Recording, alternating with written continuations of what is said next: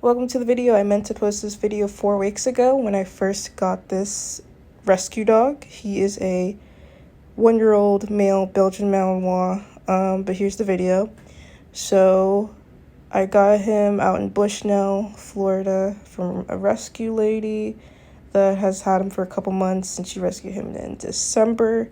And he has a couple issues that we're going to be working with. I'm going to be showing you how we're working on them. So mainly fear reactivity, lack of confidence, and needs a lot more socialization, just getting out and going places, building a good routine. So we're going to be working that a lot with him. And I'm also going to be talking about just important things to consider when getting a rescue dog, things to do, not to do, just important things to think about with the rescue dog.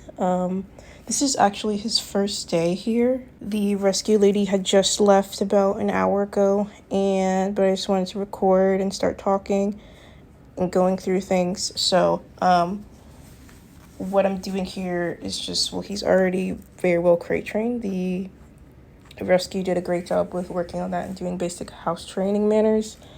However, this is a new environment, so everything's completely different. So it's as if he doesn't know anything, which he basically doesn't know anything. So I'm just working on, even though he just got here, I'm still working on him just not rushing out the crate. It's very basic, just closing the door when he tries to run out. And I just waited, and then when he didn't run out, he could just come out the crate, which I did there. So that's very simple. That's something we're going to be doing every single day. So the training is already starting, but we're not doing anything hardcore. It's just basic things to set the tone. And there tends to be a lot of people that just make so many mistakes when getting a new rescue dog or shelter dog, because, usually the dog has had a hard life and they just want to, coddle the dog, and they feel sorry for it. They give the dog everything, so much freedom, but there's no manners, there's no clear communication, and that can go really bad, especially for a dog that's, whether it's aggression or severe reactivity, especially fear-based as well. The dog is going to continue to lack confidence, which is not good. So the best thing, if you're going to get a dog from the shelter or rescue, which I do recommend it, it's great. However, it's not for everybody. But those dogs definitely do need homes.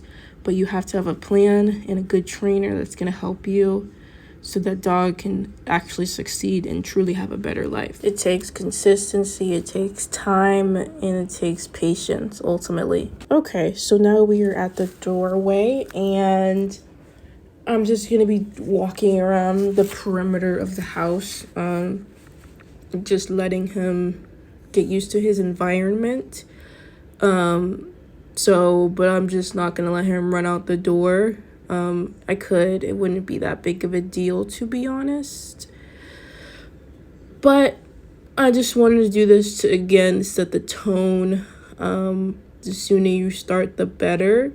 I'm using a lot of verbal reinforcement. He's not taking any food here for his first day. He didn't want to eat quite yet. So just verbal reinforcement, which that's normal. The rescue lady that he's used to just left. So he's not used to anything yet. He's nervous. So, which is totally normal. Giving him some reassurance, because he's getting used to even just being at the doorway, and working with that leash pressure as well, which he did a great job considering his nervousness. And this is just a fast forward of us walking around, letting him sniff. Another important thing is that he is on the leash inside and outside the house all the time. There's 2 other dogs that live in my house, and you really just can't take any chances. He is fear reactive, and he has tried to bite both of my dogs many times. So that leash is for our safety, and also he just doesn't know anything. I need that leash or I can't communicate with him. And this is a walk that we went on the same day. You got to go on a walk. When you bring your dog home, you just have to. It's good to get out, get that fresh air, decompress. This is my Aussie. Zuko is with us. And at this point, Maverick hasn't really tried to bite him on the walk, which is good, but he did try to bite him multiple times before the walk and after the walk.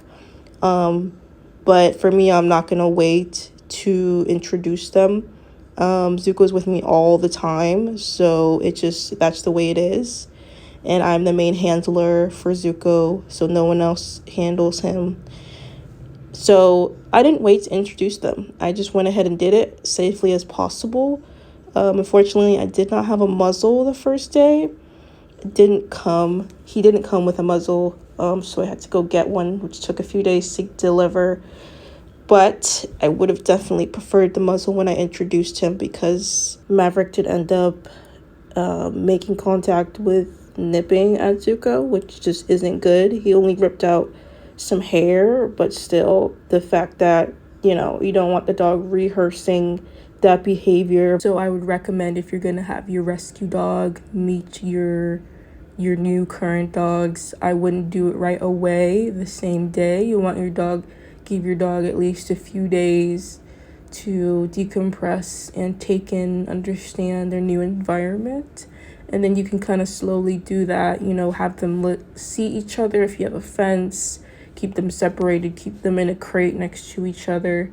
You can feed them next to each other separately, just so they see each other, they smell each other, but they don't have to be best friends the first few days. Just let them get used to seeing each other, and then you can slowly introduce them safely. If there's a bite risk, always put a muzzle on the dog that's a bite risk, and have leashes involved, of course. Watch their body language and go from there. And this clip of us outside here in the backyard, just using the water hose, getting him used to the sound of the water hose, the hose moving around. I'm just walking with him and using the water hose, letting him see it and get used to it, basically. So we're just hanging out here in this last clip, and we're not doing anything.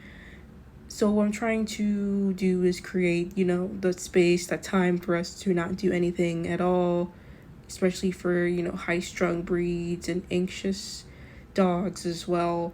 You don't need to be petting the dog. You don't need to be talking to them. I just have them on a leash, and I'm just sitting down and just hanging out and doing nothing. So I just want to create the space for that, moments for that, so he learns, when is the time to be doing things and not to be doing things. So that's basically the video, and stay tuned for the next one.